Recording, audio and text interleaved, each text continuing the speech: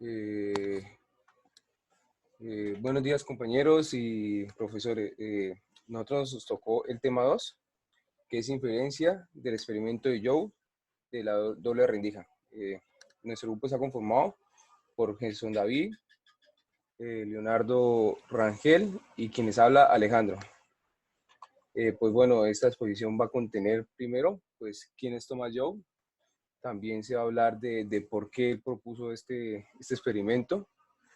De segundo tenemos, vamos a hablar como tal del experimento, de qué consistía. De tercera parte, pues vamos a hacer un ejercicio donde se va a exponer más o menos a qué consistía este experimento. Y de cuarto, pues una bibliografía de dónde nos guiamos.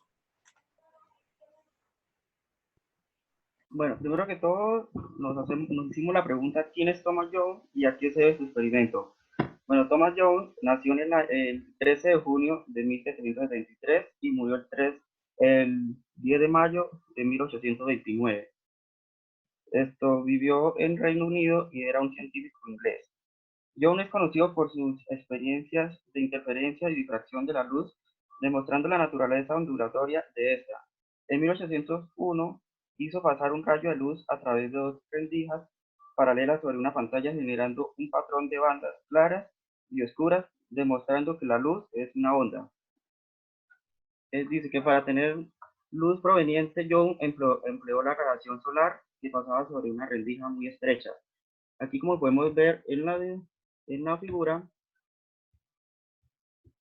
él empleó este rayito sobre la rendija y también dice que las rendijas eran muy estrechas y que era más estrecha que los haz de rayo de luz paralelos. Dice que este haz de rayo paralelos incide sobre una pantalla que contiene dos rendijas cercanas entre sí. Esta sería la rendija 1 y esta sería la rendija 2. Eh, la luz consiste en pequeñas partículas que se puede esperar ver en dos líneas brillantes sobre una pantalla colocada detrás de las rendijas como en rayos. Pero en vez de ello se observa una serie de líneas brillantes como las que vemos acá atrás. Se esperaría ver solamente dos rendijas, pero no se ven dos rayitos de luz, sino se dejan varios, como los que podemos observar acá. Young fue capaz de explicar este resultado como un fenómeno de interferencia ondulatoria.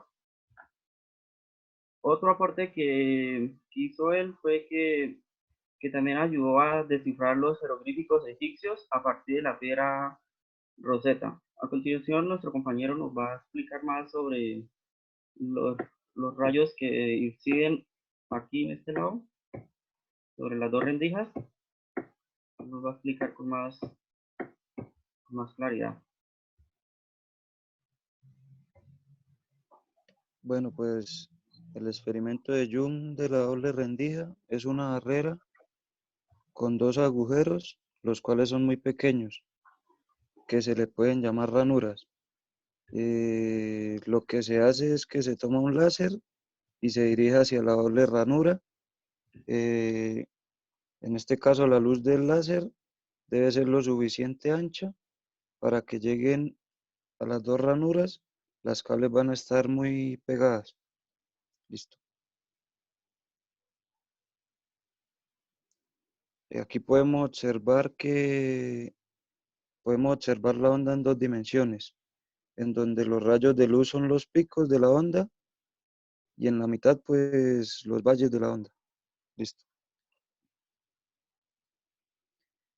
Aquí podemos observar en la figura A que en el centro de la pantalla las ondas de cada rendija recorren la misma distancia y estas están en fase.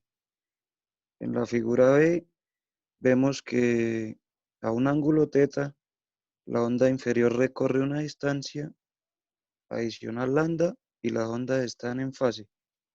En la figura C vemos que a un ángulo θ la onda inferior recorre también una distancia adicional, pero esta va a ser de un medio de lambda y las ondas llegan a la pantalla, pero estas ondas llegan desfasadas. Y lo que vemos en la figura E es la muestra de la figura B y C, pero juntas. Listo.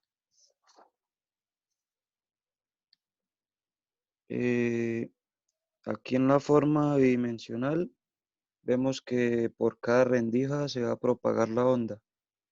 A eso es lo que se le llama difracción. Se propaga en 2 dimensiones y estas se sobreponen. Las ondas se van a traslapar y donde se traslapen de manera constructiva se tendrá un punto brillante y donde se traslapen de forma destructiva se tendrá un punto de oscuridad. Listo.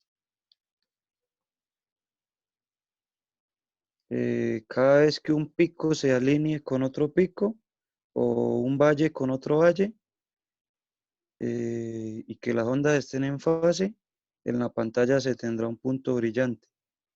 Y cuando un pico se alinee con un valle, entonces en la pantalla se obtendrá un punto de oscuridad. Listo. Eh, entonces en la pantalla se tendrá la mitad de puntos brillantes y la otra mitad serán de puntos de oscuridad. Estos se van a unir y pues se puede representar por medio de una gráfica. Listo. Por medio de esta gráfica que se ve aquí a la derecha, la cual va a representar la intensidad del brillo de los puntos. Se tiene un punto muy brillante en el medio y después va hacia cero. Cuando se va alejando del centro, se hacen más débiles los puntos y se llegará en un momento que ya no se podrán ver. Listo. Bueno, chicos, para resumir y para entender un poco más este experimento, entonces vamos a hacer un ejercicio. Dice, un láser rojo de un laboratorio de física produce luz de 632.8 nanómetros. Cuando la luz de este láser incide sobre dos rendijas muy cercanas, el patrón de inferencia que forma sobre una pared a varios metros de distancia tiene franjas brillantes espaciadas a 5 milímetros cerca del centro del patrón. Cuando el láser se sustituye por un pequeño puntero láser, las franjas quedan separadas por 5.14 milímetros. ¿Cuál es la longitud de onda de la luz producida por el puntero? Bueno, chicos, entonces, datos que nos dan era la longitud de onda y nos dan dos distancias, equidistancias del centro. ¿Listo? Entonces, una cosa que no explicaban mis compañeros era que estas ondas se ven planas, es porque es como si tuviéramos el láser, incidente láser que bota, o bueno, la luz que produce estuviera lejos. Entonces al inicio se van a ver redondas, redondas, redondas, y a la distancia ya se van a comenzar a ver planas. Entonces, por eso aquí se ven planas, ¿sí? Hago un apunte que me dijeron mis compañeros y que quería aclarar. Entonces, entonces lo que inicia el ejercicio es que tengo un primer láser por aquí a la distancia y,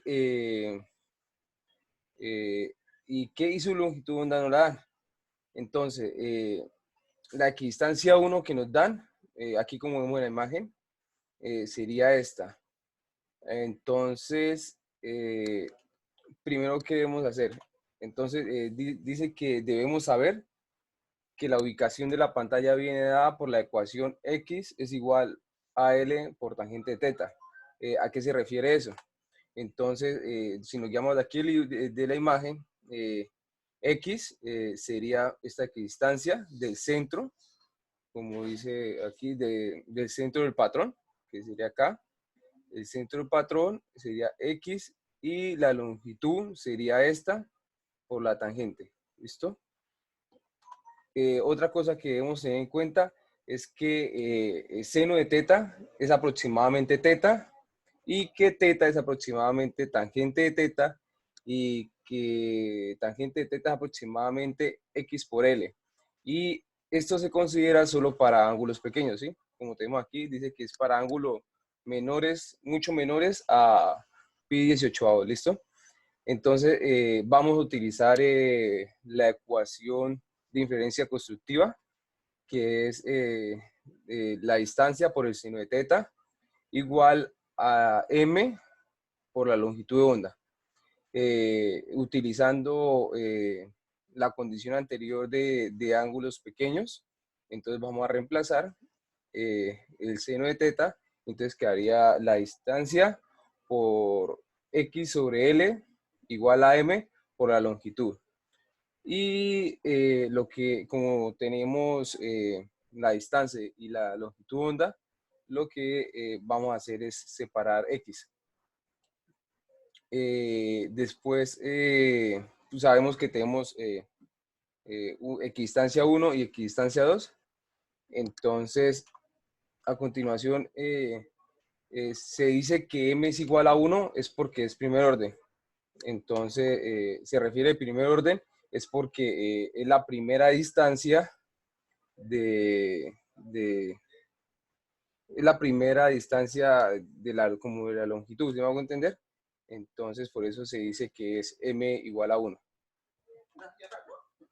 Entonces, aquí tenemos